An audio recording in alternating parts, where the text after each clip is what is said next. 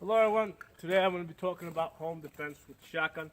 Now usually when I'm teaching home defense, I'm usually teaching it with a handgun. A lot of times I'm going to recommend a revolver because a lot of people that I'm training are not that familiar with firearms.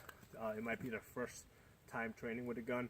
It might be that they've only been to a range a couple of times. So I'm generally going to recommend the simplest gun possible. Now you can tell me that, yeah, shotgun's pretty easy to operate, but if you think about it, how often, think about when you're trying to get into your house late at night and you're kind of under some stress. Think how difficult it is to get the key into the keyhole of your own house, which you've done thousands of times. So when you're under stress, things that sometimes are normally very easy are going to be a little bit more difficult, okay? So we're not going to get into specifics of why we're using a shotgun here. It might be that you might live in an area that you can't have a handgun. All right, it might be that the shotgun is the only thing that you have available to you. For the purpose of this discussion today, the shotgun is what you have, and that's what you're going to be using. Now, one of the first thing you have to consider is how you can store the shotgun and how you can store your ammunition. Okay. Personally, I prefer to keep the chamber empty and the tube full. Okay, so that I know that when I go to fire it, I have to pump it, get around the chamber, and I'm always going to practice it. Another thing that you have to consider is extra ammunition. I prefer bandolier. Now they make side saddles that you can mount on a shotgun, so you can put them on the stock. I prefer the bandolier because it's very easy to just throw over yourself, get on your body. One of the things I'm able to do with the bandolier is I can point some shells in one direction, others in another. So for example, today I have my bird shot in the down position, and I have my buckshot in the up position. So if I want to use birdshot, I come in here. If I want to use buckshot, I'll go up to there. So that's another option that you can do with the bandolier. Okay, so our situation is somebody's broken into our house. We've already retreated to our safe room. Okay, and what are we going to do? Okay, now we're not going to get too deep into how you're going to address the intruder. How you're gonna make a 911 call. That's stuff for another lesson. Because I could be talking about an hour about that sort of stuff. So let's just assume that somebody's coming into the house, deadly force is warranted. You have very little time to react. You can pick up your shotgun, shoulder it, pump it, get your cheek on the stock, okay, because that's going to help you aim the gun, lead into the shot. You need to take fire another shot. Okay. Now, shotgun is usually a two-time option. After you take a shot, you're basically going to immediately pump, get the next round in the chamber. Now, when I teach my handgun course, my personal protection courses, we're usually using handguns, and we'll very often advise people to retreat into their safe room. Usually that's the bedroom, and I'm going to usually tell them to get behind some type of cover or concealment. Usually that's their bed, okay? And a lot of times I'll tell them to kneel behind it for extra concealment. So if that's what we're going to do, you have to kind of get used to firing off your knees. So your situation is such, you're here, face on the stock, okay, you're already pumped around, right? Okay, pump it, get the next one in, okay? Now, I just went empty, okay? So what are we going to do now? Well, usually we're loading the shotgun from the bottom. I'm in a situation here where I am under stress. I'm under, there's time constraints here. What I'm going to do is I'm going to pull a round out. Instead of trying to load it underneath the gun, I'm just going to throw it straight into the ejection port, throw it forward.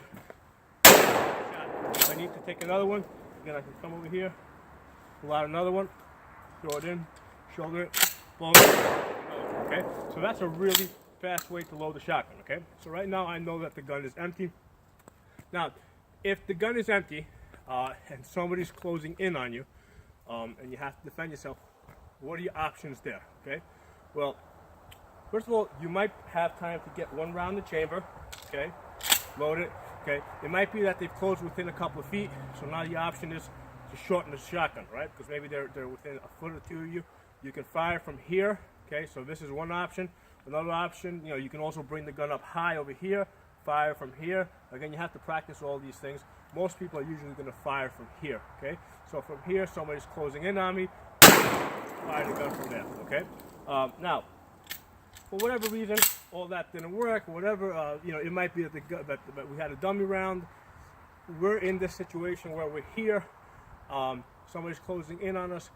and we did that, we didn't stop the threat. What are our options here? Okay, now basically we're in grappling range. Okay, well, one of the options is to use a shotgun as a spear. Just thrust right to the throat. Now, that thrust is not the arms, it's the body, okay? You're really throwing your weight behind this, okay? The barrel is steel. You're basically trying to hit hard enough so that you would break a rib, okay? You're going to thrust and retract quickly. You're not going to leave the gun out there. So from here, throw it, bring it back, okay? Now, a couple of other options. That might, and what we're really looking to do there is to buy some extra time, okay? We might buy a few extra minutes so we can eject that bad round, get the next one in. All right, there we go. Get the next one in. So after we make that thrust, we can shoulder. Okay? Now, let's talk about some other options, okay? Let's say we make that thrust, okay? We feel that we don't have enough time to actually chamber another round. What are some other options? Well, another option is step forward, hit with the buttstock, okay? It might be that we can't, this may not be the best place to strike. Another option is to strike with that side with the buttstock. Now, the key to all these strikes is speed, okay?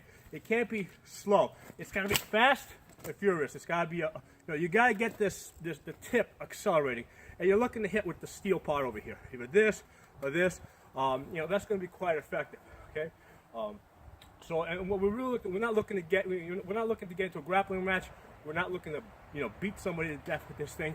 What we're looking to do is basically create that, buy ourselves a second or two so we can basically come back here, get that round in there, get that shot off, okay?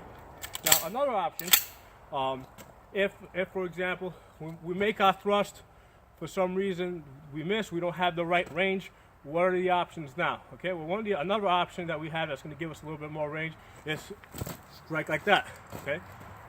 This is a little bit more difficult. It involves a little bit more strength. Now, I'm not striking with my arms. I'm actually striking with my lower body. And what I'm doing is I'm stepping forward, throwing my hip into the shot, and I'm using the shotgun. I'm using this lever motion to basically create that impact, okay? So I make my thrust. That didn't work. Strike, come back, open it up, get something in there, aim. Okay? So here's a couple ideas for you to think about. You basically got to practice this stuff. If you want to practice some of that hand-to-hand stuff, what you want to do is get a pipe or wood. Make something that's going to be as heavy as a shotgun that you're using so that you can practice these things. Some shotguns are going to be heavier than others. I don't know how light or heavy it is. So you need to get the weight right because, for example, a lighter shotgun is going to move a lot faster, right, when you're trying to strike with it. A heavier shotgun is going to move a little bit slower. You might not even be able to pull that off. You might just be stuck with these type of motions because maybe the gun is just way too heavy for that kind of stuff. So these are all things for you to consider. Thanks for watching.